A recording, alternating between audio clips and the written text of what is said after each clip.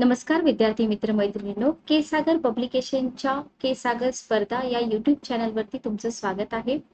के सागर publication तर्फे राज्यसेवा पूर्व परीक्षा 2021 साठी आपण फ्री डेली लेक्चर सिरीज चालू करत आहोत. PYQच्या तयारीतून सेल्फ अनालिसिस आणि रिव्हिजन. मी कविता देशमुख तुमच्यासाठी डेली लेक्चर घेऊन येणार आहे. तर PYQ आपल्यासाठी किती इम्पॉर्टंट आहे ते 2020 चा पेपर बघून तुम्ही समजलंच असेल. इवन 2017, 18, 19 आणि 20 याच्यामध्ये तुम्हाला ड्रास्टिक चेंज झालेले दिसून आले आहेत. ठीक आहे. तर त्याच्यासाठी आपण सुरुवातीला 18, 19, 20 चे पेपर घेत आहोत आणि नंतर आपण जुने पेपर घेणार आहोत. आता याच्यातून काय होईल तर तुमच्या ज्या काही सिली मिस्टेक झाल्या असतील तर त्या मिस्टेक तुम्हाला समजतील. पेपर अनालिसिस प्रॉपर कशा प्रकारे केलं जातं ते तुम्हाला या लेक्चर्स मधून समजेल. आता हे सगळं जे कंटेंट आहे ते तुम्हाला राज्यसेवा पूर्व परीक्षा घटकनिहाय विश्लेषणात्मक व स्पष्टीकरणात्मक प्रश्नपत्रिका संग्रह या पुस्तकामधून आपण देणार आहोत. तर कम्प्लीट पेपर अनालिसिसचं हे बुक आहे. याच्यामध्ये नवीन आवृत्तीमध्ये 20 चा पण पेपर ऍड आहे. तर इथून आपण सगळं कंटेंट घेणार आहोत. सो आजचं पहिलं लेक्चर आहे हे आपलं. तर आपण स्टार्ट करूया. आपण घेतोय 2019 चा जिओग्राफीचा भाग. ठीक आहे. तर 2019 मध्ये तुम्हाला जिओग्राफीला जे क्वेश्चन विचारले होते ते क्वेश्चन आपण इथं अनालिसिस करणार आहोत. तर पहिला क्वेश्चन तुम्हाला इथं दिसत आहे 2019 चा की टिक्का रोगाचा प्रादुर्भाव खालीलपैकी कोणत्या पिकास होतो. कृषी या घटकामधून तुम्हाला हा क्वेश्चन विचारलेला आहे. तसं बघितलं तर तुम्हाला कृषी घटक मेन्सला पण विचारला जातो. इवन 2020 चा पेपर जर तुम्ही बघितला असेल तर तुमच्या लक्षात आलं असेल की आयोग आता मेन्सचा काही भाग तुम्हाला प्रीला सुद्धा विचारतोय. म्हणजे तुमची जी प्रिपरेशन आहे ती प्री प्लस मेन्स अशी पाहिजे. बरोबर. तर इथं तुम्हाला ऑप्शन दिलेत कपाशी, गहू, भुईमूग आणि भात. तर इथं तुम्हाला इमेज दिसते बघून घ्या. तर अशा प्रकारचा असतो टिक्का हा रोग. हा रोग पडतो भुईमूग या पिकावरती. ठीक आहे. आता हा क्वेश्चन तुम्हाला 2 मार्काला विचारलाय. फॅक्च्युअल क्वेश्चन आहे. आपल्याला माहित नसेल तर 100% आपले 2 मार्क जातात. इथं निगेटिव्ह मार्किंग मध्ये आपण जातो. बरोबर. तर या सिली मिस्टेक आपल्याला करायच्यात का? नाही करायच्या. मग याच्यासाठी कोणते सोर्स आहेत बाबा, कोणत्या पुस्तकामधून हे क्वेश्चन विचारले जातात तेच आपण इथं बघणार आहोत. तर स्पष्टीकरणाकडे वळूया आपण. बघा, कपाशीवर पडणारे रोग. तुम्हाला पहिला ऑप्शन इथं कपाशी दिलेला आहे. तर पेपर अनालिसिस प्रॉपर पद्धतीने करा. तर कपाशीवर पडणारे रोग ठिपक्याची बोंडअळी, शेंदरी बोंडअळी, तुडतुडे, फुलकिडे, मावा, लाल कोळी, पांढरी माशी, करपा, कवडी, मूळ कुजण्या आणि लाल दह्या. आता हे सगळे रोग तुम्ही म्हणाल मॅडम लक्षात ठेवायचे का? ठेवावी लागतात किंवा कधी कधी इलिमिनेशन मेथडनी क्वेश्चन सॉल्व्ह पण होतात. पण आपल्याला पुस्तकं वाचावी लागतात. ओके. गहू पिकावर पडणारे रोग तांबेरा आणि करपा आहे. भुईमुग पिकावर पडणारे रोग जे आपल्याला आयोगानं विचारलं क्वेश्चन, पाणी गुंडाळणारी आळी, पाणी खाणारी आळी, मावा, तुडतुडे, फुलकिडे, हुमणी, वळवी, तांबेरा रोग. ओके. क्लिअर. भात पिकावर पडणारे रोग खोडकिडा, लष्करी आळी, तपकिरी तुडतुडे, गोद माशी आणि कडार करपा. मग आता विचार करा, जर हे सगळं आपण नाही वाचलं तर आपल्याला क्वेश्चन सॉल्व्ह होईल का? नाही होणार. याच्यासाठीच तुम्हाला स्टँडर्ड बुक्सचं वाचन करावं लागतं. तर हे सगळं कंटेंट तुम्हाला कुठं मिळतं? महाराष्ट्राचा भूगोल प्राध्यापक खतीब सरांचं पुस्तक अख्खा महाराष्ट्र हे पुस्तक वापरतं आणि इथून तुमची प्रत्येक प्रिलियमची तयारी तर होते, सोबतच राज्यसेवा मेन्सची पण तयारी होते तुमची. ओके. तर इथं तुम्हाला पृष्ठ क्रमांक पण दिलेला आहे. इथं तुम्हाला हे सगळं कंटेंट मिळून जाईल. तर पुस्तक PSI, STI, ASO साठी पण उपयोगी आहे. राज्यसेवा पूर्व परीक्षेसाठी पण उपयोगी आहे. आणि इतर ज्या छोट्या मोठ्या एक्झाम असतात जिथे तुम्हाला महाराष्ट्राचा भूगोल विचारला जातो, तर 36वी सुधारित आवृत्ती आहे. इथं तुम्हाला हे सगळं कंटेंट मिळून जाईल. सेकंड क्वेश्चन बघा. तर पहिला क्वेश्चन तुम्ही मॉडरेट लेवलमध्ये टाकू शकता. इझी तर नाही म्हणता येणार कारण प्रत्येक विद्यार्थ्याला उत्तर येईलच असं नाही. हार्ड लेवलचा क्वेश्चन नाहीये कारण वाचनात असेल खतीब सरांचं पुस्तक तर उत्तरं तुम्हाला येऊन जातात. ठीक आहे. सूर्यकुल उत्पत्ती आणि संशोधक यांच्या योग्य जोड्या जुळवा असं तुम्हाला दिलेलं आहे. सूर्यकुल उत्पत्ती आणि संशोधक. ठीक आहे. तेजोमेघ परिकल्पना, उल्का उत्पत्तीची परिकल्पना, ग्रहकण परिकल्पना आणि भरती परिकल्पना. हा क्वेश्चन जेव्हा विद्यार्थी बघतो ना, तेव्हा विद्यार्थी विचार करतो की नक्की क्वेश्चन कुठून विचारलाय. आता विद्यार्थ्यांना जरी कोणी सांगितलं बाबा एनसीईआरटी मधून क्वेश्चन आहे, पण एनसीईआरटी मुलं वाचत नाहीत, लँग्वेजचा प्रॉब्लेम येतो, बरोबर. इतकं सोपं नाहीये मुलांना इंग्लिश किंवा हिंदीमध्ये पुस्तकं वाचणं. मग अशा क्वेश्चनचे मार्क आपल्याकडून जाऊ द्यायचे का? नाही जाऊ द्यायचे, कारण के सागरची पुस्तकं तुमच्यासाठी अवेलेबल आहेत मराठीमध्ये. तर इथं तुम्हाला सूर्यकुल उत्पत्ती आणि संशोधक विचारलेले आहेत. तर याच्यामध्ये हा जो क्वेश्चन आहे हा जवळजवळ 2 ते 3 एक्झाम मध्ये रिपीट झालेला आहे. नेब्युलर हायपोथेसिस असं एक उत्पत्ती तुम्हाला विचारलेली आहे. तर तेजोमेघ परिकल्पना लाप्लास संशोधक आहे त्याचे. उल्का उत्पत्तीची परिकल्पना लॉकियर यांची आहे. ग्रहकण परिकल्पना मुल्टन यांची आहे आणि भरती परिकल्पना जेम्स जीन्स यांची आहे. असे क्वेश्चन रिपीट होतात, लक्षात ठेवा. असे क्वेश्चन रिपीट होतात, त्याच्यामुळं या क्वेश्चनचं प्रॉपर अनालिसिस आपल्याला मिळालं पाहिजे. ठीक आहे. तर बघूया आपण या सूर्यकुल उत्पत्ती काय आहेत आणि नक्की आपल्याला ह्या कोणत्या पुस्तकामध्ये वाचायला मिळतात. तर इथं तुम्हाला कांटची तेजोमेघ परिकल्पना दिलेली आहे. ठीक आहे. कुणाची आहे तेजोमेघ परिकल्पना? इमॅन्युएल कांटची आहे. तर बिग बँग थेरी वगैरे आपण सगळंच वाचतो. सूर्यकुल उत्पत्तीच्या ज्या परिकल्पना आहेत, जेवढ्या काही परिकल्पना तुम्हाला मिळत आहेत, सगळ्या वाचून घ्या. याच्यावरती आयोग वारंवार क्वेश्चन विचारत आहे. तर सूर्यमंडळाच्या उत्पत्ती संबंधीचा शास्त्रीय सिद्धांत सर्वात प्रथम कोणी मांडला? इमॅन्युएल कांट यांनी मांडला. लक्षात ठेवा, 1755 मध्ये. मे बी तुम्हाला वर्ष विचारणार नाहीत, पण तुम्हाला सूर्यमंडळाच्या उत्पत्तीबाबतचे शास्त्रीय सिद्धांत विचारले जातात. ठीक आहे.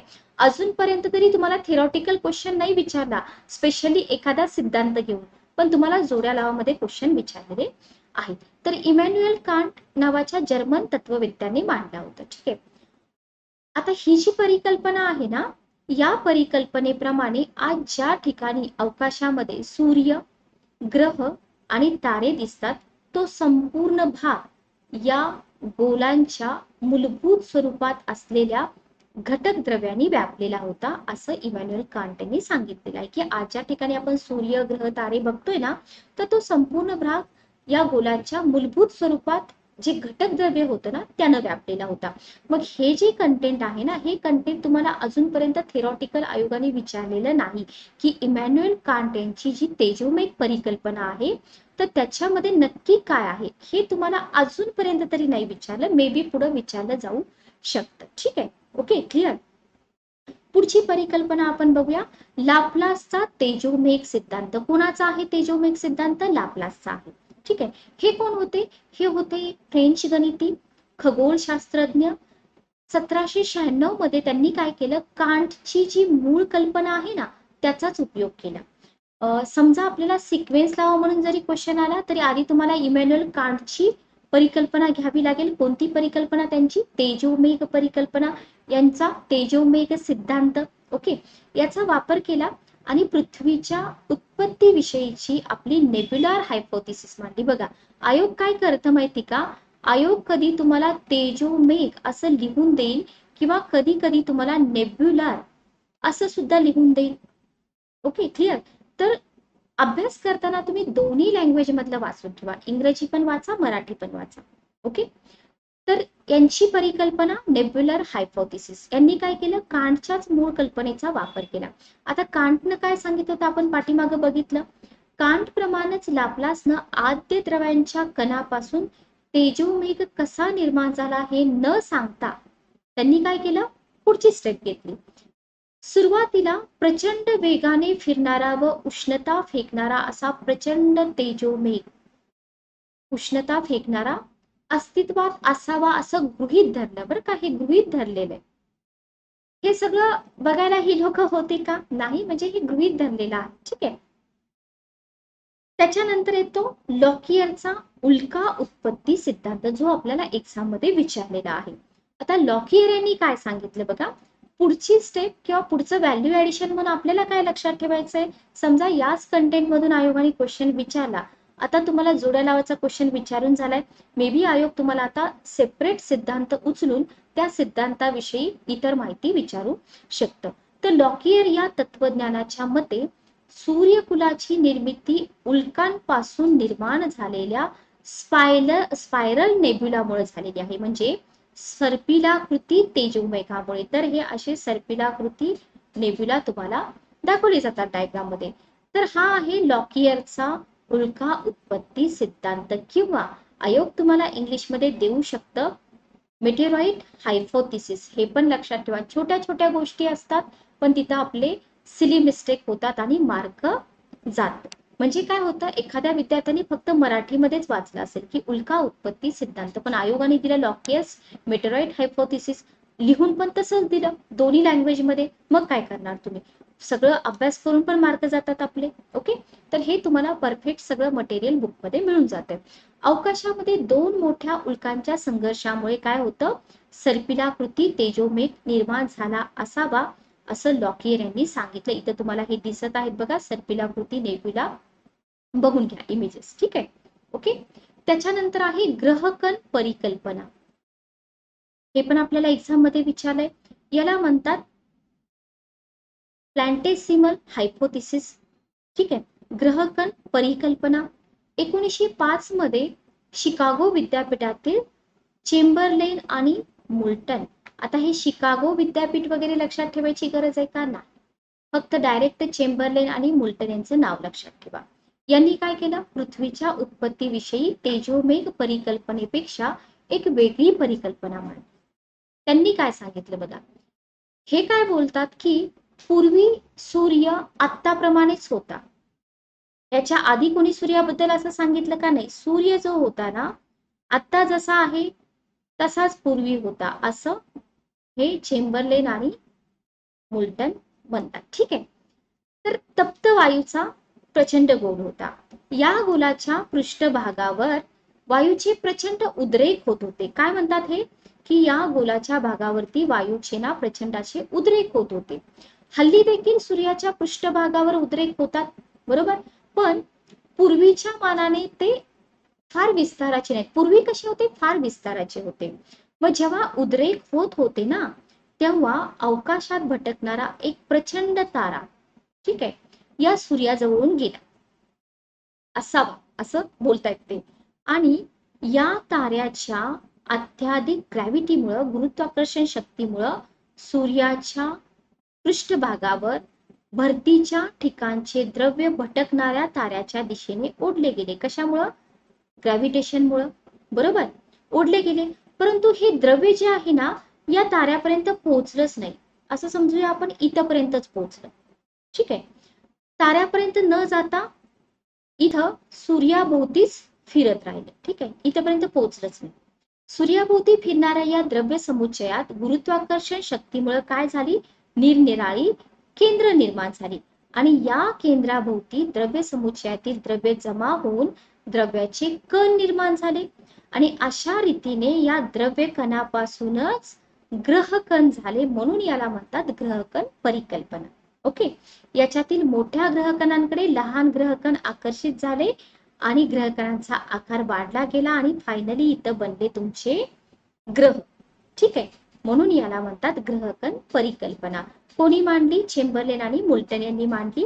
याच्यामध्ये काय लक्षात ठेवा, सूर्य होता हे फक्त लक्षात ठेवायचं आपल्याला याच्यामध्ये. ओके, तर हे प्रॉपर अनालिसिस आपल्याला बुकमध्ये मिळून जातं. याच्यामध्ये काहीच अवघड नाहीये आणि इथून जरी तुम्हाला पुढे एक्झाम मध्ये क्वेश्चन विचारला तरी तुम्ही आरामात क्वेश्चन सॉल्व्ह करू शकता. ठीक आहे, ओके. आता याच्यानंतर आहे जेम्स जीन्सची भरती परिकल्पना. जेम्स जीन्सची भरती परिकल्पना तर ग्रहकण परिकल्पनेशी मिळती जुळती आहे. ही परिकल्पना सर जेम्स जीन्स आणि सर हेरॉल्ड जेफ्रीज यांनी मांडली. आपल्यासाठी इम्पॉर्टंट काय आहे, यांची नावं जेम्स जीन्स आणि हेरॉल्ड जेफ्रीज. Okay, clear. आता जीन्सच्या मताप्रमाणे वर दिलेल्या प्रक्रियेने निर्माण झालेल्या ग्रहांच्या पृष्ठभागावर सूर्याच्या आकर्षण शक्तीमुळे काय झालं, भरती निर्माण होऊन उपग्रहांची निर्मिती झाली. Okay, clear. इथे तुम्हाला इमेज पण दिसत आहे. यालाच म्हणतात जेम्स जीन्सची भरती परिकल्पना, म्हणजे टायडल थेरी म्हणतात याला. तर तुम्ही काय करा, टायडल थेरी हे नाव पण लक्षात ठेवा आणि भरती परिकल्पना हे पण नाव लक्षात ठेवा. आता हे जे कंटेंट आहे, हा क्वेश्चन बघितल्यावर विद्यार्थ्यांना जी भीती वाटते ती भीती तुमच्या मनातली दूर होईल. कारण का, हे सगळं कंटेंट आपल्याला मिळतंय प्राकृतिक भूविज्ञान, डॉक्टर सुप्र दाते, संजीवनी दाते, संपादन संस्करण केसागर पब्लिकेशन, पृष्ठ क्रमांक 22, 24 आणि 25. बघा, एवढा अवघड क्वेश्चन तुम्हाला सगळं मराठीमध्ये मटेरियल मिळतंय. पुस्तकाचं कव्हर पेज पण मी दाखवते तुम्हाला, म्हणजे पुस्तक परचेस करताना तुम्हाला प्रॉब्लेम येणार नाही. तर हे आहे प्राकृतिक भूविज्ञान. राज्यसेवा फर्स्ट अटेम्प्ट मध्ये काढण्यासाठी तुम्हाला अशा प्रकारचं स्टँडर्ड मटेरियल वापरावं लागतं. Okay, clear. तर हा डिफिकल्ट लेवलचा क्वेश्चन या पुस्तकामुळे आपला एकदम इझी लेवलचा बनून गेला. ओके, चला पुढचा क्वेश्चन आहे, भूखंड वहन सिद्धांताच्या पुष्टीकरणासाठी कोणते पुरावे आहेत. 3 नंबरचा क्वेश्चन आपल्याला विचारलाय. पुन्हा हा क्वेश्चन तुमचा एनसीईआरटी मध्ये जातो, पण आपल्याकडे पुस्तक अवेलेबल आहे दाते सरांचं. तर भूखंड वहन सिद्धांताच्या पुष्टीकरणासाठी कोणते पुरावे आहेत, योग्य पर्याय निवडा. ऑप्शन दिलेत, जिग्सॉ फिट, भ्रंशमूलक प्रवाह, विविध क्षेत्रातील जीवाश्म, प्रावरणामधील अभिसरण. जेव्हा तुम्ही हा क्वेश्चन वाचता, जर समजा तुम्ही एनसीईआरटी वाचलं नसेल किंवा तुम्ही दाते सरांच्या पुस्तकासारखी पुस्तकं वाचली नसतील, तर तुम्हाला हे क्वेश्चन सॉल्व्ह होणार नाहीत. कारण तुम्हाला एक तर पहिली गोष्ट भूखंड वहन सिद्धांत म्हणजे काय हेच नाही समजणार. आणि जेव्हा तुम्हाला भूखंड वहन सिद्धांतच नाही समजला, तर तुम्हाला त्याचे इव्हिडन्स कसे समजतील, बरोबर. तर याचं उत्तर आहे जिग्सॉ फिट आणि प्रावरणामधील अभिसरण.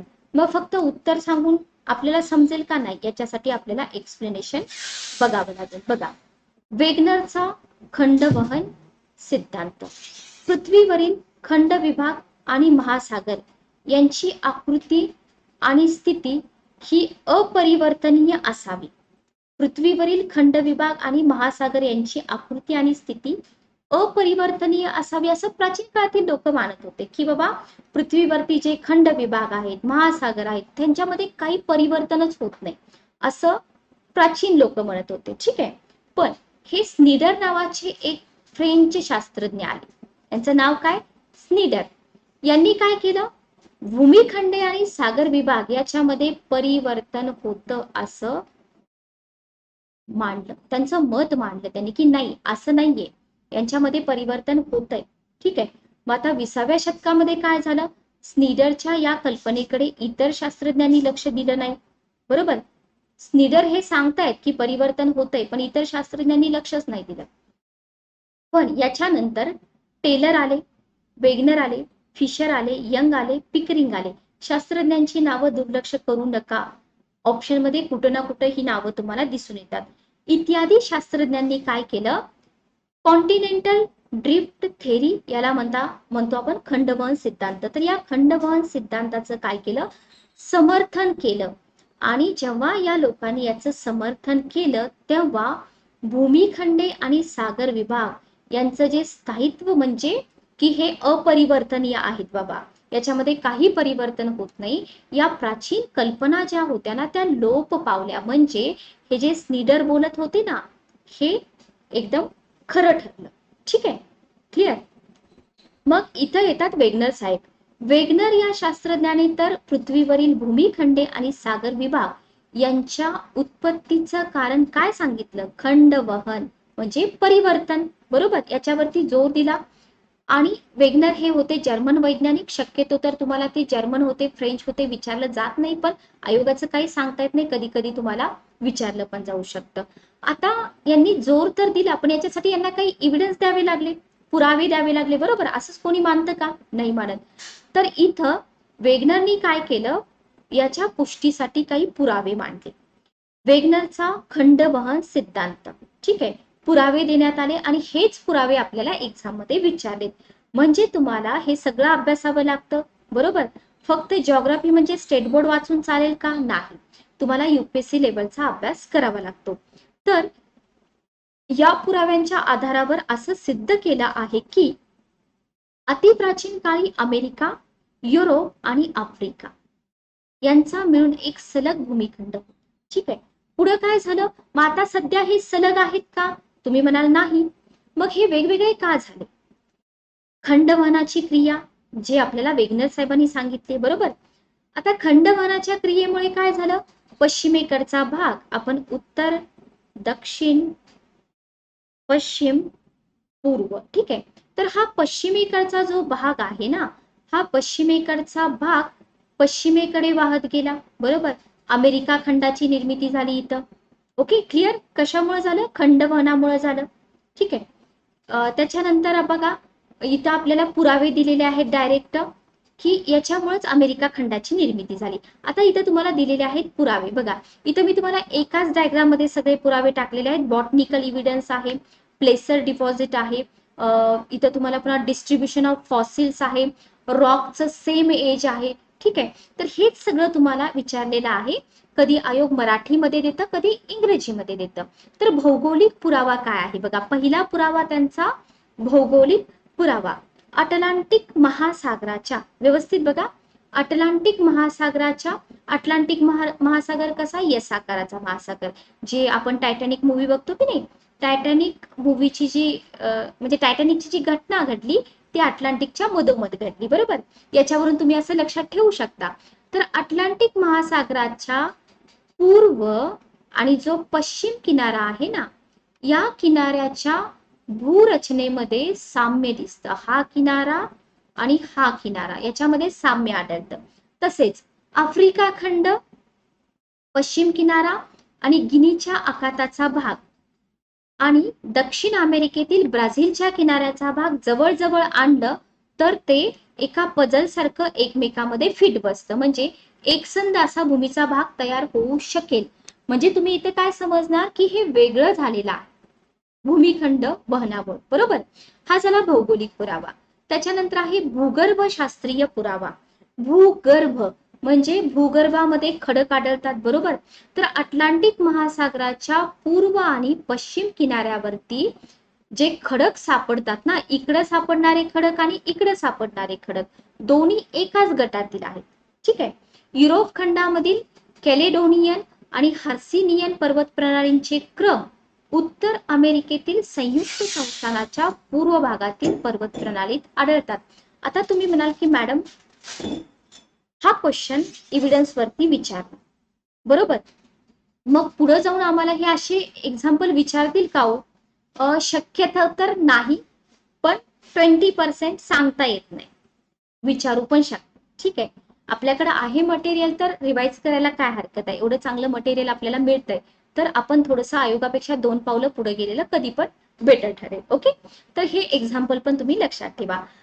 तर दक्षिण आफ्रिका आणि ब्राझील यांच्या भूरचनेच्या दृष्टीने साधर्म्य आढळतं, म्हणजे या दोन्ही प्रदेशामध्ये तुम्हाला डायमंडच्या खाणी मिळतात, हिऱ्याच्या खाणी.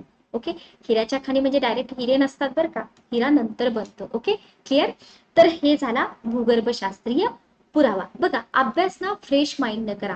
इतकी चांगली पुस्तकं जर तुमच्याकडे असतील तर अभ्यास हसत खेळत एक चांगली जर्नी होऊन जाते. पण जर तुम्ही मटेरियल चूज करायला चुकीचं वेने जाल, म्हणजे चुकीचं मटेरियल चूज कराल, तर ऑब्व्हियसली तुमच्या हाती निराशाच पडणार आहे. जर तुम्ही फक्त स्टेट बोर्डच वाचत राहणार आहे आणि आयोग तुम्हाला हे युपीएससीचं कंटेंट विचारणार आहे, तर तुमची जी मेहनत आहे त्याच्यामधून आउटपुट मिळेल का, नाही मिळणार. Okay, clear. चला तर पुढे जाऊया. इथं तुम्हाला बघा, इथं तुम्हाला आफ्रिका खंड, इथं साऊथ अमेरिका, ह्या दोघांना जर जोडलं तर एकसंध असा खंड तुम्हाला भाग दिसून येईल, खंड म्हणा किंवा भाग दिसून येईल, ठीक आहे. इथं आपला इंडिया आहे, इथं अंटार्क्टिका आहे. हे सगळं पहिलं असं एकत्र होतं, आता आहे का, आता नाही. इथं तुम्हाला फॉसिल इव्हिडन्स दिसत आहेत बघा, हा पर्पल कलरचा जो भाग आहे ना, इथं पण तेच फॉसिल इव्हिडन्स आहेत, इथं पण आहेत, इथं पण आहेत.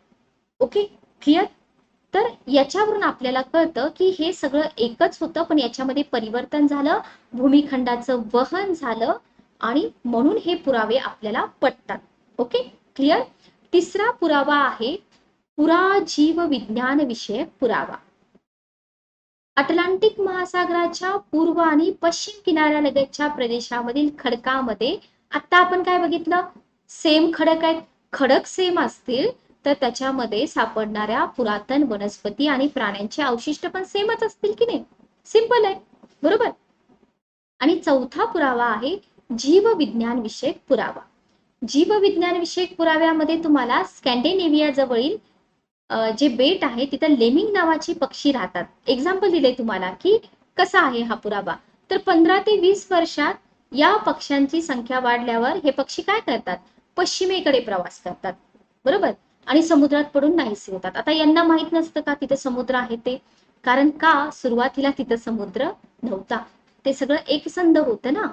पूर्वज जात होते म्हणून ते जातात, त्यांचे अँसेस्टर जात होते म्हणून ते जातात, पण पूर्वी समुद्र होता का, नव्हता. आता समुद्र आहे म्हणून ते समुद्रात पडून नाहीसे होतात, बरोबर. म्हणजे या पक्ष्यांचे पूर्वज देखील पश्चिमेकडे प्रवास करत होते, पण त्यावेळेस पश्चिमेकडे समुद्राचा भाग नव्हता. तर हा क्वेश्चन डिफिकल्ट लेवलचा होता, पण हे सगळं कंटेंट आपल्याला पुस्तकामध्ये मिळतंय, त्याच्यामुळे हा क्वेश्चन आपण सोपा करून घेऊ शकतो. ठीक आहे, जर आपण पुस्तकं वाचली तर. ज्यामितीय पुरावा याच्यामध्ये काय बघा, अमेरिका आणि ग्रीनलँड यांच्यामधील अंतर बऱ्याच वेळा मोजलेलं आहे. त्याच्यावरून त्यांना काय आढळले माहिती का, की अमेरिका आणि ग्रीनलँड मधलं हे जे अंतर आहे ना, हे अंतर सावकाश वाढत आहे. ठीक आहे, लगेचच वाढलेलं दिसून येईल का, नाही, सावकाश वाढत आहे. आता ह्यांनी मोजण्या कधी कधी केल्या त्याच्याशी आपला काही संबंध नाहीये, की 1823 ला मोजणी केली, 1870 ला केली, 1917 ला केली, नाही. तर आपल्याला फक्त लक्षात काय ठेवायचंय, ज्यामितीय पुराव्यामध्ये हे एक्झाम्पल आहे बाबा, की ग्रीनलँड जो आहे ना तो अमेरिकेपासून दर वर्षाला 22 मीटर या वेगानं सरकत आहे. ठीक आहे, ओके, इतकं आपण लक्षात ठेवलं तरी मोर दॅन सफिशियंट आहे. व्हँकुव्हर आणि ओटावा याच्यामधील अंतराची जर मोजणी केली तर तुम्हाला काय आढळून येतं, की 9 वर्षाच्या काळात या दोघांमधलं अंतर 6 मीटरनं कमी झालंय. म्हणजे हा दूर जातोय, हे जवळ येत आहेत. का होतंय, भूखंड वहन होतंय, बरोबर. कॅलिफोर्नियामधील सॅन डिगो आणि संयुक्त संस्थानामधील वॉशिंग्टन या 2 शहरांमधील अंतर 12 मीटरनं वाढल्याचं आढळतंय. म्हणजे वेगनर साहेबांनी जे प्रतिपादन केलेलं आहे हे सगळे इव्हिडन्स तुम्हाला इथं दिलेले आहेत. तर खंडवहनाची क्रिया अजूनही चालूच आहे. क्लिअर झालं सगळं. तर हे सगळं कंटेंट तुम्हाला भले थोडंसं अवघड वाटत असेल, पण जेव्हा तुम्ही पुस्तकाच्या 1 2 3 4 रीडिंग करता तेव्हा ते तुम्हाला सोपं होऊन जातं. प्राकृतिक भूविज्ञान ज्यांना फर्स्ट अटेम्प्ट मध्ये राज्यसेवा काढायची, ही पुस्तकं तुम्ही घ्या. दाते सरांचं पुस्तक आहे, पेज नंबर 252 255, पुस्तकाचं कव्हर पेज पण मी तुम्हाला दाखवते. अशा प्रकारचं पुस्तक आहे जे आपल्याला राज्यसेवा प्रिलियम पास व्हायला मदत करेल. ठीक आहे, हवामान परिवर्तन विषयक पुरावा. प्राचीन युगातील हिमावरणाची चिन्हे दक्षिण आफ्रिका आणि दक्षिण अमेरिका या दोन्ही खंडावर स्पष्टपणे आढळतात.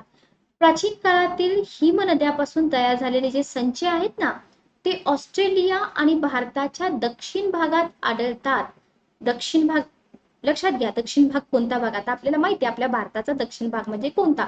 इथं जी मी तुम्हाला इमेज दाखवली होती ना, पुन्हा एकदा दाखवते मी तुम्हाला. इथं बघा, इथं तुम्हाला हा ऑस्ट्रेलिया दिसत आहे, इथं अंटार्क्टिका दिसत आहे, इथं आपला इंडिया दिसत आहे.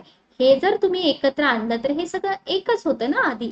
ओके, त्याच्यामुळे तुम्हाला हा शेवटचा ज्यामितीय पुरावा हवामान परिवर्तन विषयक पुरावा दिलेला आहे. म्हणजे दोन्ही प्रदेशातील हिमसंचयाची रचना आणि स्वरूप याच्यामध्ये साम्य आढळतं. म्हणून आपण असं म्हणू शकतो की हे भाग सलग असून गोंडवाना भूमिखंडाचे भाग असावेत. ओके, हे सिद्ध होतं. तर हे इव्हिडन्स आपल्याला आयोगाने विचारलेले आहेत. ऑब्विसली हा भाग एनसीईआरटी मध्ये पण आहे, पण मुलांना तेवढं पॉसिबल नाहीये एनसीईआरटी वाचणं. तर बेस्ट ऑप्शन आपल्याकडे दाते सरांचं पुस्तक वाचणं आणि जॉग्राफीला आउट ऑफ मार्क घेणं. Okay, done. चला, तुमचे जर काही डाऊट्स असतील तर तुम्ही कमेंट बॉक्समध्ये टाकून द्या, आपण सॉल्व्ह करत जाऊया. चौथा क्वेश्चन बघा. चौथा क्वेश्चन तुम्हाला विचारलेला आहे की खालील विधानांचं परीक्षण करा आणि योग्य पर्याय निवडा. काय विचारलाय क्वेश्चन, खालील विधानांचं परीक्षण करा आणि योग्य पर्याय निवडा. विधान 1 तुम्हाला दिलेला आहे की पृथ्वीचा अंतर्गाभा हा निकेल आणि लोह. जेव्हा तुम्ही क्वेश्चन पेपर सॉल्व्ह करता ना, तेव्हा तुमच्या हातात पेन असतो, तर तुम्ही याला ब्रॅकेट करत चला. असे जे तुम्हाला मेन पॉइंट वाटतात की जिथं आयोग एरर टाकू शकतो, तर तुम्हाला एरर डिटेक्ट करायला सोपं जाईल. पृथ्वीची कवच, इथं अंतर्गाभा म्हटलंय, इथं कवच म्हटलंय, इथं सिलिका, अल्युमिनियम, मॅग्नेशियम दिलंय, इथं निकेल आणि लोह दिलंय. ओके, तर तुमचा फोकस फक्त याच्यावरतीच पाहिजे, या 4 वर्ड्स वरतीच पाहिजे. बाकीचं काही इम्पॉर्टंट आहे का, नाही. ओके, आणि योग्य विचारले का अयोग्य विचारले हे सगळ्यात जास्त इम्पॉर्टंट. ठीक आहे, तर दोन्ही विधानं बरोबर आहेत. पृथ्वीचा अंतर्गाभा हा निकेल आणि लोह याच्यापासून बनलेला आहे. पृथ्वीचा अंतरंग सोपा टॉपिक आहे. आणि सेकंड आहे पृथ्वीचं जे कवच आहे ते सिलिका, अल्युमिनियम, मॅग्नेशियम, सियाल आणि सायमा. बरोबर, ओके, क्लिअर. चला, तर आपण एक्सप्लेनेशन कडे वळूया. एक्सप्लेनेशन बघण्याच्या आधी आपण समजूया की ही अशी एक पृथ्वी आहे. ठीक आहे, म्हणजे हा जो पूर्ण भाग आहे अशी एक पृथ्वी आहे. आणि असं समजू शकता की तुम्ही पृथ्वी म्हणजे एक केक आहे आणि त्या केक मध्ये एक स्लाइस असा तुम्ही काढून घेताय. ठीक आहे, हा जो एक स्लाइस आहे ना, हा एक स्लाइस तुम्ही काढून घेताय. जसं तुम्ही आईस केक बघता की नाही, आईस केकचा जर स्लाइस तुम्ही काढला तर तुम्हाला आतमध्ये लेअर दिसतात. सेम तसंच तर इथं पण तुम्हाला तसंच दिसतं. आपण हे थोडंसं क्लीन करूया. बघा, इथं तुम्हाला दिसून येईल. म्हणजे आपण पुढचं एक्सप्लेनेशन बघायच्या आधीच आपण डायग्राम बघतोय. इनर कोअर, आउटर कोअर आणि मेंटल. Okay, clear. आणि मग हे सगळं आपल्याला पुढं अभ्यासावं लागतं. ठीक आहे, आता इथं तुम्हाला थिकनेस विचारतात कधी कधी विचारतात, पण सिंपल क्वेश्चन असतात, इतके काही अवघड नसतात, म्हणजे हातचे मार्क आहेत. स्पष्टीकरणाकडे आपण वळूया. इथं तुम्हाला डायग्राम दिसते. हा जो सगळ्यात आतला भाग आहे याला निफे म्हणतात, याला सायमा म्हणतात, याला सियाल म्हणतात आणि याला अधस्थर म्हणतात. ठीक आहे, भरपूर इन्फॉर्मेशन आहे याच्यामध्ये, पण आपण बघूया जेणेकरून या पेपर अनालिसिस सिरीज मधून तुमचा एखादा सब्जेक्ट सुद्धा कंप्लीट होऊन जाईल इथंच. क्लिअर. चला, तर पृथ्वीच्या अंतर्गत थरांचे रासायनिक संघटन. केसागर पब्लिकेशनचा एक ठोकळा पण येतो. आता 27वी आवृत्ती आलेली आहे. त्याच्यामध्ये जवळजवळ 7,500 क्वेश्चन आहेत. सगळे सब्जेक्ट आहेत, पर्यावरणासहित आहेत, थेरी प्लस क्वेश्चन आन्सर. तर तो पण बेस्ट राहील तुम्हाला रिव्हिजनसाठी. तर पृथ्वीच्या अंतर्गत थरांचं रासायनिक संघटन बघा. भूकंप लेखा यंत्राद्वारे मिळालेल्या भूकंप लहरीच्या अभ्यासावरून आता आपल्याला माहितीये की पृथ्वीच्या अंतरंगापर्यंत कुणीच नाही जाऊ शकत, शक्य नाही जाऊ शकत. मग आपल्याला पृथ्वीचा अंतरंग कसं समजलं? तर इथं भूकंप लहरीच्या अभ्यासावरून सुद्धा आपल्याला अंतर्गत भागात 4 थर आहेत असं मानण्यात आले. ठीक आहे, आतपर्यंत कोणी जाऊ शकत नाही. तर हे भूपृष्ठापासून केंद्रापर्यंत किती? 4 थर. क्लिअर. असे छोटे छोटे पॉइंट आयोग विचारतं का? विचारतं. तुम्हाला एक्झाम्पल सांगते मी. 2017चा किंवा 16चा पेपर काढा. साधं सिंपल तुम्हाला विचारलं तर पृथ्वी कशी फिरते? पूर्वेकडून पश्चिमेकडे, पश्चिमेकडून पूर्वेकडे. मग तिथं तुम्हाला विचारू शकतात ना, केंद्रापासून अंतर्गत भागापर्यंत 4 थर आहेत, 5 आहेत, किती आहेत? तिथं आपण अजून कन्फ्युज होतो. म्हणून वाचताना प्रत्येक सेंटेन्स फुल कॉन्सन्ट्रेशनने वाचा. Okay, clear. आयोगाने कसेही क्वेश्चन विचारले तरी तुम्हाला आलेच पाहिजे.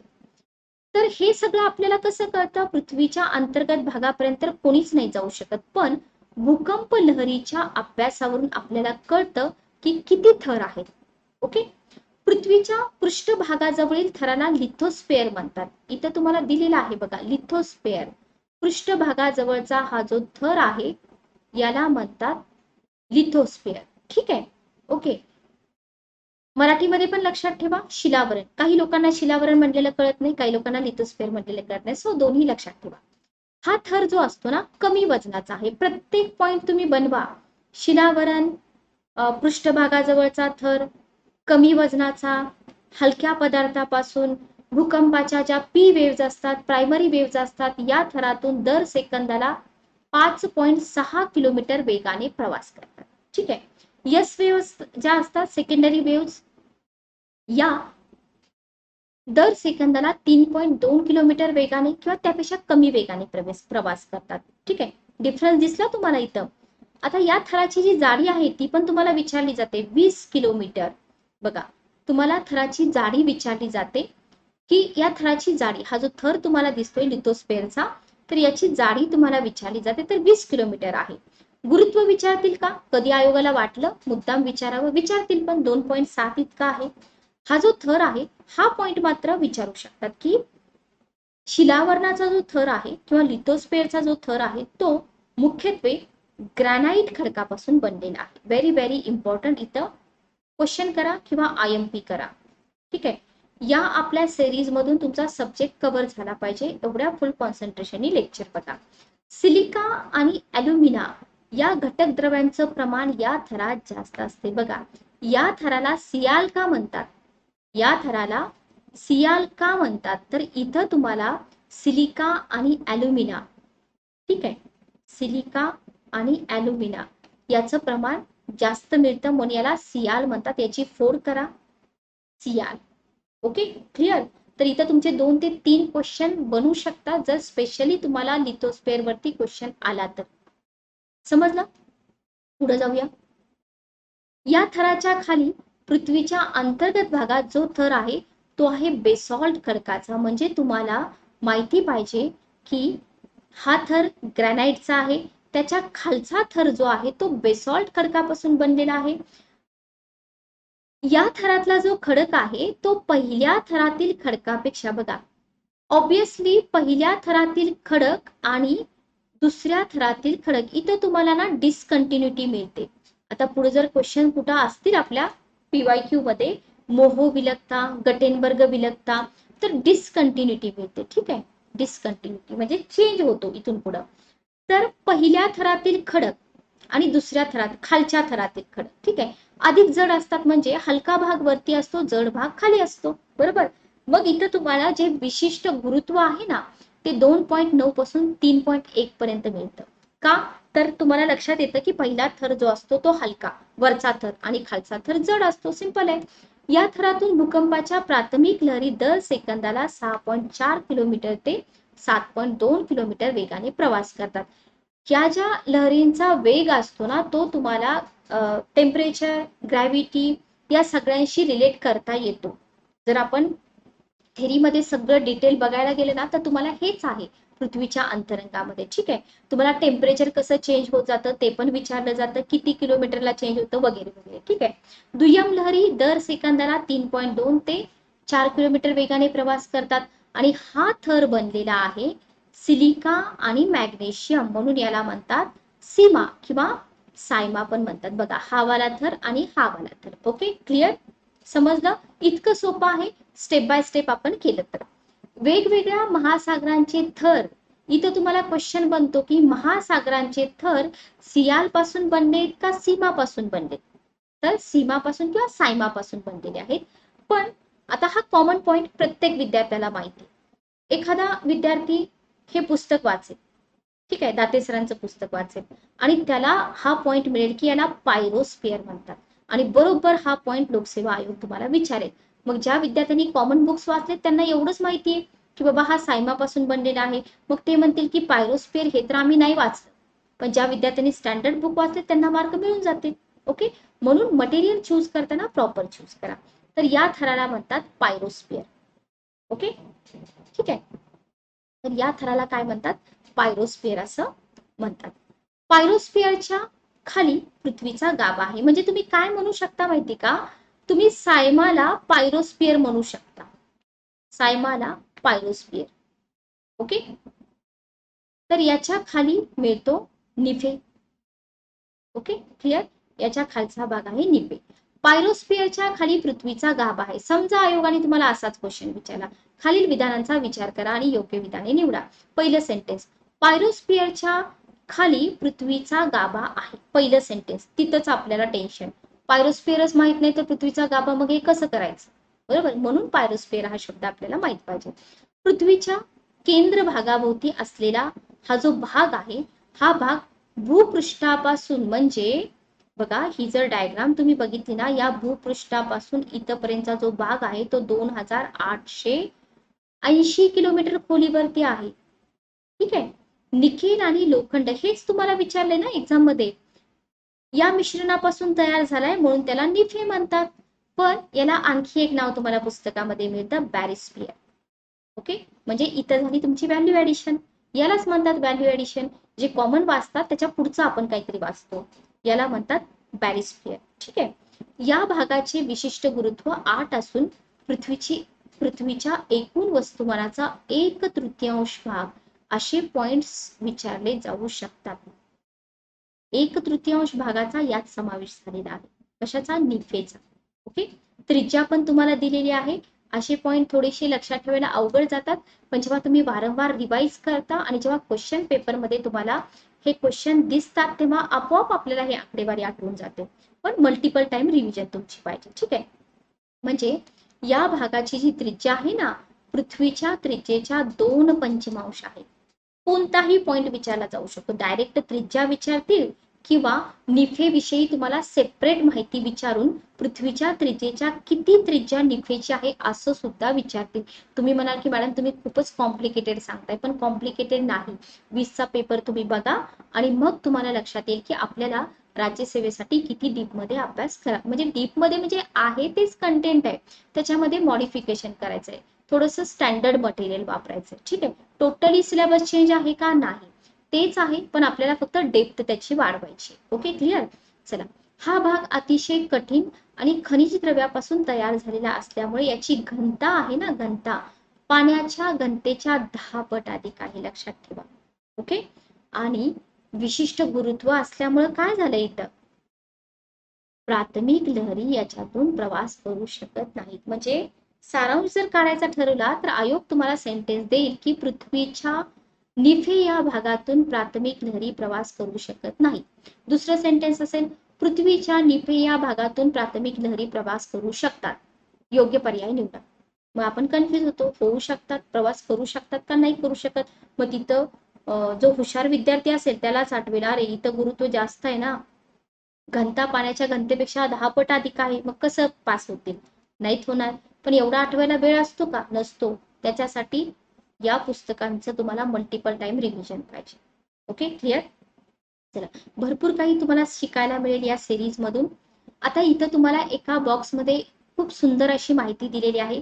सिलिका आणि ॲल्युमिनियम सियाल, सिलिका आणि मॅग्नेशियम सायमा, निकेल आणि लोह निफे. ठीक आहे. तर पृथ्वीच्या अंतरंगाविषयी तुम्हाला ही जी सगळी माहिती आहे PSI STI ASO ठोकळ्यामध्ये पण मिळेल आणि आपलं दाते सरांचं पुस्तक. ठीक आहे. आता मी तुम्हाला कव्हर पेज दाखवलेले आहेत. प्रत्येक पुस्तकाचे मी तुम्हाला कव्हर पेज दाखवते जेणेकरून तुम्हाला पुस्तक घेताना प्रॉब्लेम येऊ नये. आणि या लेक्चरच्या डिस्क्रिप्शन बॉक्समध्ये तुम्हाला लिंक पण मिळतील.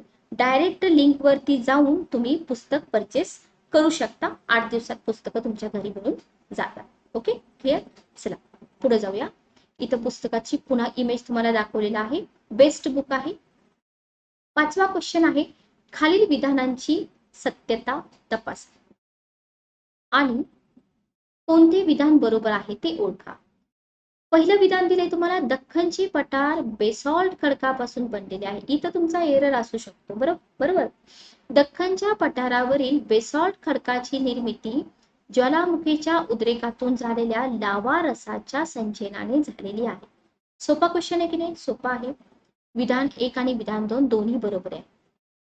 सोपा क्वेश्चन आहे. आपण याच्याशी रिलेटेड एक्सप्लेनेशन बघूया. त्याच्या आधी बघूया की डेक्कन प्लॅट्यूचा भाग कोणता आहे. बघा, हा भाग येतो हिमालयन रेंज. ठीक आहे.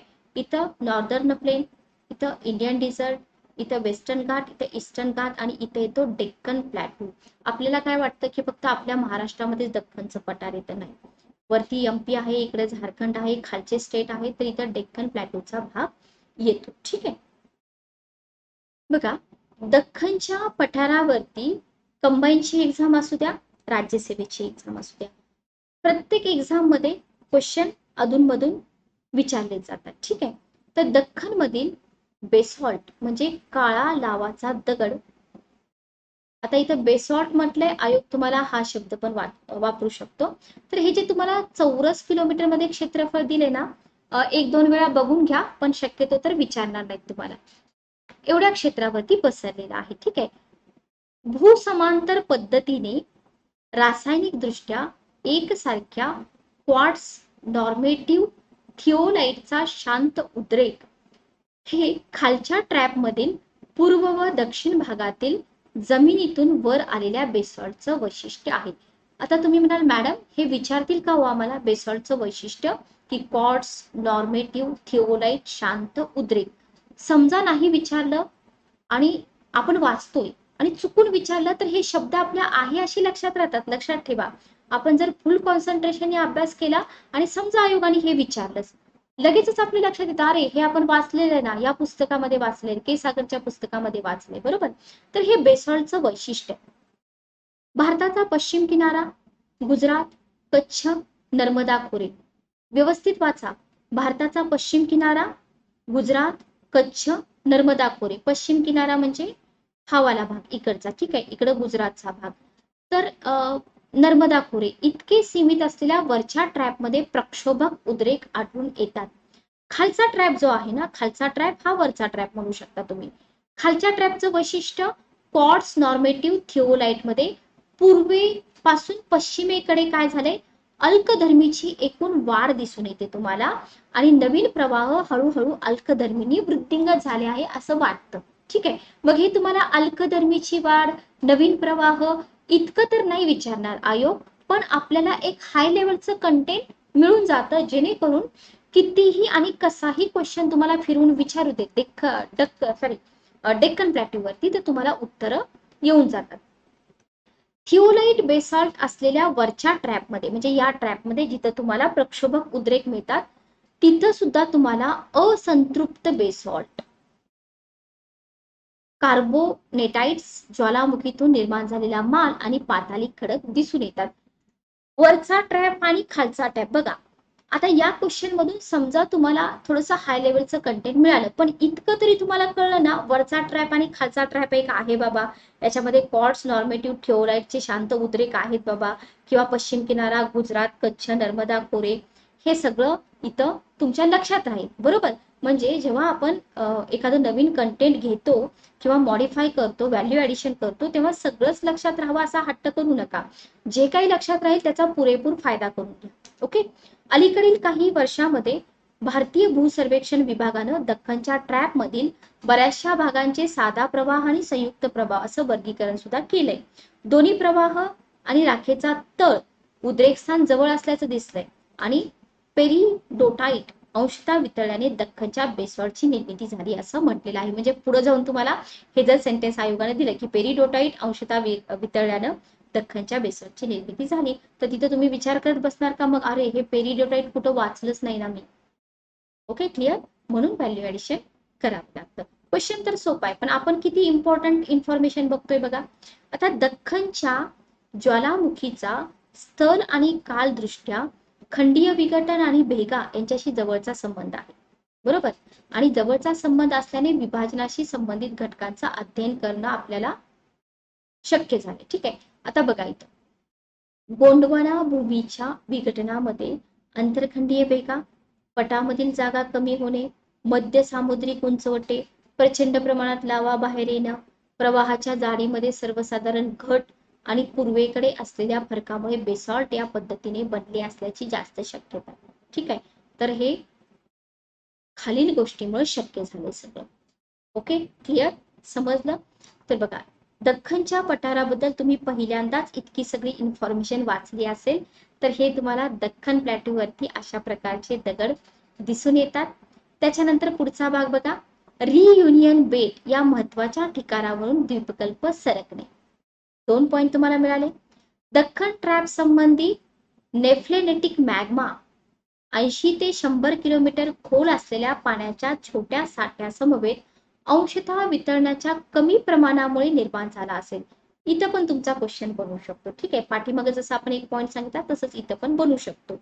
आवरणाच्या मुळाशी असलेल्या दाबानुसार मध्यम दाबाखाली उच्च प्रमाणातील पेरिडोटाईट, आता आपण बघितलं की नाही, पेरिडोटाईट वितळल्यामुळे निर्मिती झाली.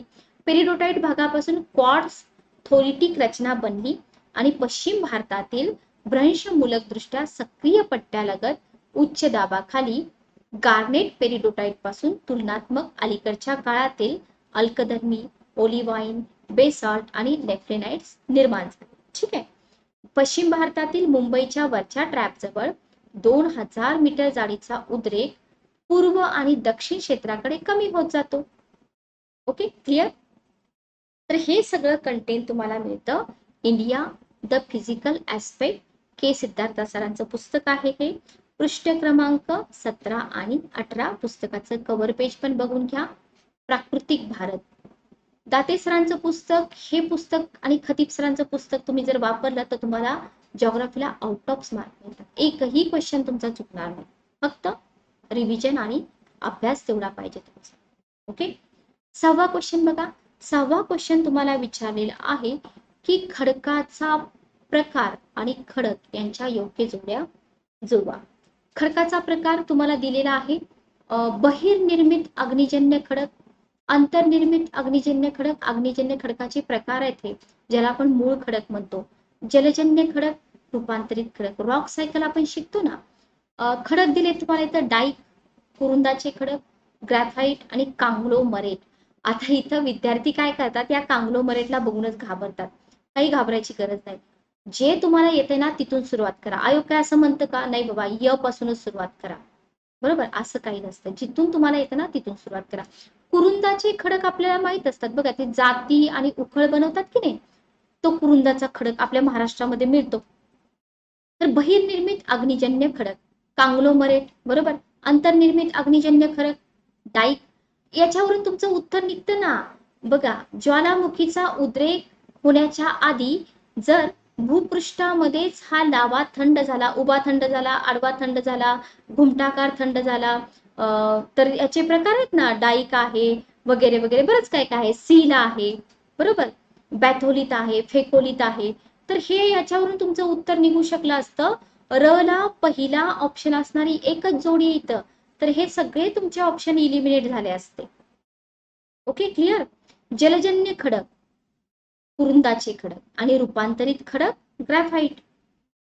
सोपा क्वेश्चन आहे की नाही बघा. 2 मार्क तुम्हाला किती इझिली मिळून गेले असते इथं. पण याच्यासाठी सुद्धा आपल्याला हे खडकाचे प्रकार वगैरे व्यवस्थित अभ्यासावे लागतात. इथं तुम्हाला टाइप्स ऑफ रॉक्स दिसत आहेत. एक्झाम्पल बघा, इग्नियस रॉक म्हणजे अग्निजन्य खडक, सेडिमेंटरी आणि मेटामॉर्फिक. याच्यामध्ये तुम्हाला एक्झाम्पल बघा, इथं तुम्हाला ग्रॅनाइट आहे एक्झाम्पल, इथं तुम्हाला लाईमस्टोन आहे, सँडस्टोन आहे, शेल आहे, मार्बल आहे, स्लेट आहे, नीस आहे, क्वार्टझाइट आहे.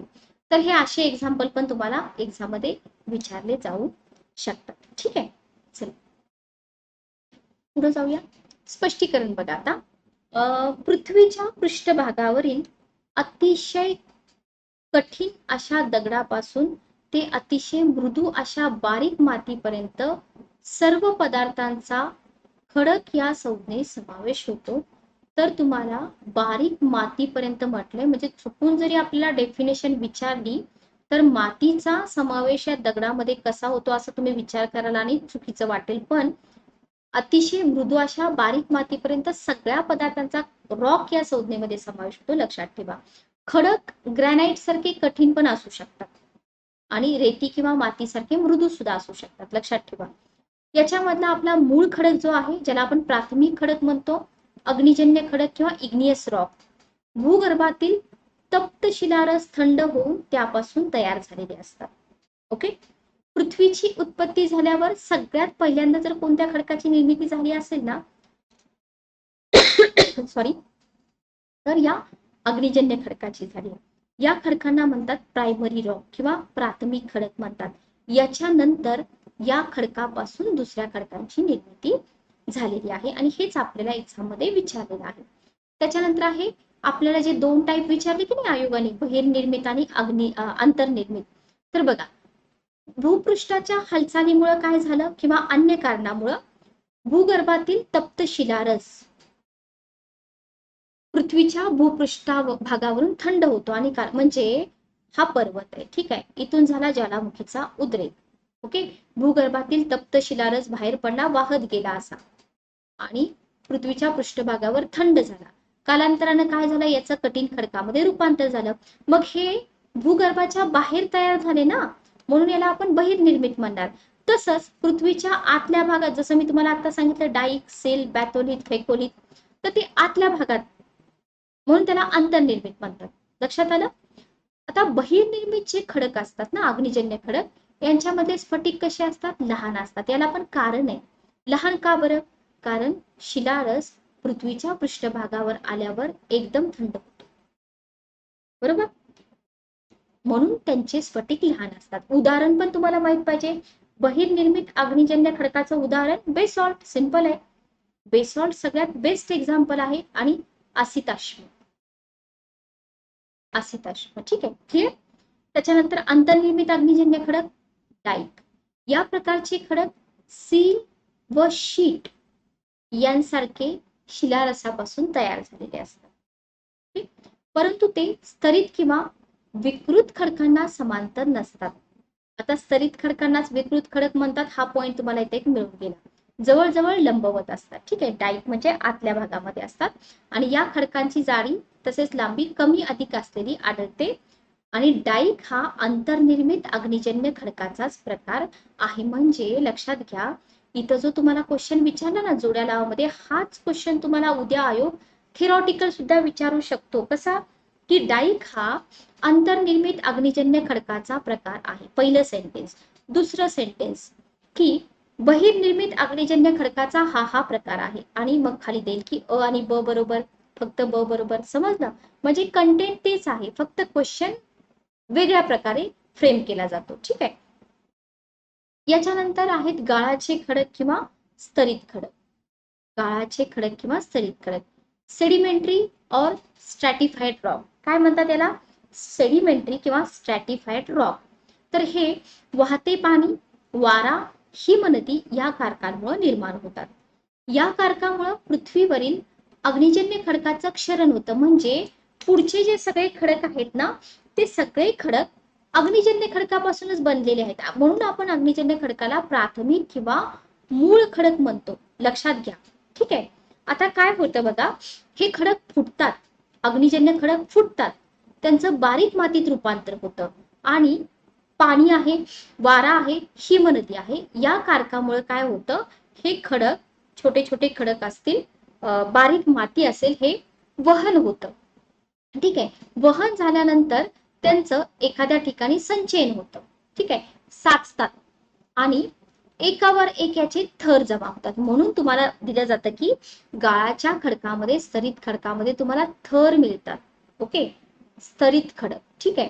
तर हे खडक मुख्यत्वे तुम्हाला पाण्यात व पाण्याच्या दाबाने तयार होत असलेले त्याला जलजन्य सुद्धा म्हणतात. म्हणजे इथं तुम्ही गाळाचे खडक ऑब्लिक स्तरित खडक ऑब्लिक जलजन्य खडक असं सुद्धा म्हणू शकता.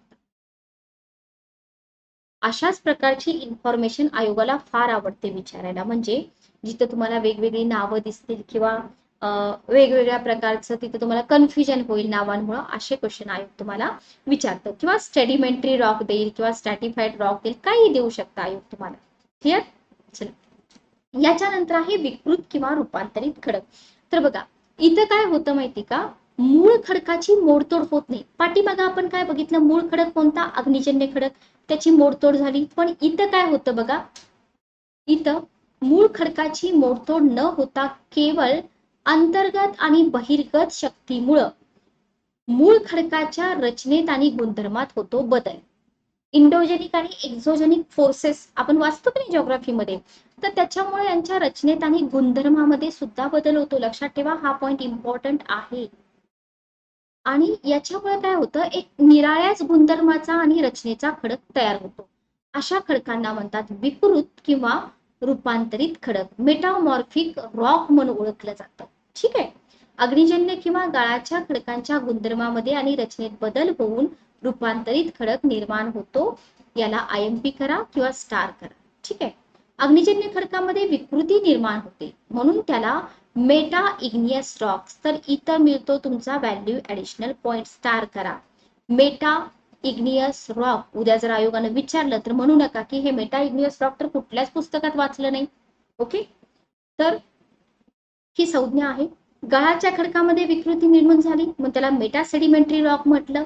मूळ खडकात अंतर्गत प्रेरणेमुळे होणारे बदल रासायनिक पण असतात आणि भौतिक पण असतात. आयोग काय देईल तुम्हाला? आयोग देईल की फक्त रासायनिक असतात किंवा फक्त भौतिक असतात, असं पण आयोग तुम्हाला देऊ शकतो. ठीक आहे. मूळ खडकाच्या गुणधर्मामध्ये व रचनेमध्ये बदल घडून आणण्याच्या कामात दोन प्रेरणा प्रामुख्याने भाग घेतात. अतिदाबामुळे किंवा अतिशय उष्णतेमुळे मूळ खडकाच्या रासायनिक आणि प्राकृतिक गुणधर्मामध्ये बदल होतो. एखादे वेळी या दोन्ही शक्ती मूळ खडकांवर एकाच वेळी काम करतात. ओके, तर हे विकृत आणि रूपांतरित खडकाबद्दलची जी एक्स्ट्रा इन्फॉर्मेशन आहे ना, ती तुम्ही व्यवस्थित लक्षात ठेवा, जेणेकरून तुम्हाला एक्झाम मध्ये मेटा इग्नियस किंवा मेटा सेडिमेंटरी रॉक जरी विचारले तरी तुम्हाला उत्तर आली पाहिजे. ठीक आहे. आता इथं बघा, तुम्हाला ना याच्यामध्ये ना ज्या शक्तीमुळे मूळ खडकांचं रूपांतर होतं त्या शक्तीनुसार परिवर्तनाचे आणि रूपांतरणाचे स्पर्शजन्य रूपांतर आणि प्रादेशिक रूपांतराचे दोन प्रकार पण पडतात. जर खूपच डीप मध्ये आयोगाने क्वेश्चन विचारले तर हे पॉइंट तुम्हाला विचारले जाऊ शकतात, स्पर्शजन्य रूपांतर आणि प्रादेशिक रूपांतर. ठीक आहे, पण शक्यता थोडी कमी आहे विचारण्याची. Okay, clear. तर स्पर्शजन्य रूपांतर आणि प्रादेशिक रूपांतर, तर याच्यामध्ये जर आपल्याला विचारलं आयोगाने तर मेन पॉइंट आपल्याला लक्षात ठेवायचे. स्पर्शजन्य रूपांतरामध्ये काय असतं, ज्वालामुखीतून बाहेर पडणाऱ्या तप्तशिला रसामुळे निर्माण होतं हे स्पर्शजन्य रूपांतर.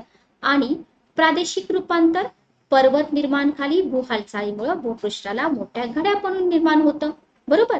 Okay, clear. तर हे तुम्हाला इथं थोडंसं व्हॅल्यू ऍडिशनल माहिती मिळून जाते. लक्षात ठेवा, याच्यामध्ये बघा प्रादेशिक रूपांतरणामध्ये तुम्हाला अग्निजन्य किंवा गाळाचे खडक भूपृष्ठात गाडले जातात, त्यांच्यावर दाब पडतो, उष्णता निर्माण होते आणि या दोन प्रेरणांच्या संयुक्त कार्यामुळे काय होतं, अग्निजन्य आणि गाळाच्या खडकाच्या मूळ स्वरूपात होतो बदल आणि शेवटी तयार होतो रूपांतरित खडक. Okay, clear. आता जेव्हा हा खडक बनतो तेव्हा तो खडक मूळ खडकापेक्षा पूर्णपणे वेगळा असतो. क्लिअर. आणि हे जे परिवर्तन आहे ना, ही परिवर्तनाची क्रिया शतकानुशतके सुरूच असते. याच्यामध्ये तुम्हाला स्लेट, क्वार्टझाइट, ग्रॅफाइट हे रूपांतरित खडक या परिवर्तनामुळे निर्माण झालेले दिसून येतात. म्हणजे खूपच अवघड क्वेश्चन जर आयोगाने विचारला तर हे प्रादेशिक रूपांतरामुळे बनलेले खडक कोणते, ग्रॅफाइट, क्वार्टझाइट, स्लेट. ठीक आहे. उत्तर अमेरिकेतील न्यू इंग्लंड आणि पेनिन्सुलावरील पर्वतरांगेमध्ये आढळणारे कोळशाचे खडक या परिवर्तनामुळे निर्माण झाले. आता हा पॉइंट आयोग तुम्हाला विचारेल का नाही विचारेल ते माहित नाही, पण जर जरा डिटेलमध्ये क्वेश्चन कडे गेला आयोग तर तुम्हाला हे स्पर्शजन्य रूपांतर आणि प्रादेशिक रूपांतर विचारू शकतं, एवढं मात्र तुम्ही लक्षात ठेवा. तर हे सगळं कंटेंट तुम्हाला कुठं मिळतं, अगेन दाते सरांच्या पुस्तकामध्ये 82 ते 89. मग विचार करा, 2019चा हा पेपर आहे. 2019च्या पेपर मधले आपण किती क्वेश्चन कंप्लीट केले, आज 6 क्वेश्चन कंप्लीट केले. ठीक आहे. या 6 क्वेश्चन मधले जवळजवळ 5 क्वेश्चन दाते सरांच्या पुस्तकातून कंप्लीट होत आहेत आतापर्यंत, बरं का. अजून सगळे क्वेश्चन आपण बघितलेले नाहीये. उद्या आपला पार्ट सेकंड होईल. ओके, सो स्टँडर्ड मटेरियल वापरा आणि कॉन्फिडेंटली एक्झामला फेस करा. तर लेक्चर कसं वाटलं कमेंट बॉक्स मध्ये नक्की सांगा. भेटूया आपण नेक्स्ट सेशन मध्ये. जय हिंद, जय महाराष्ट्र.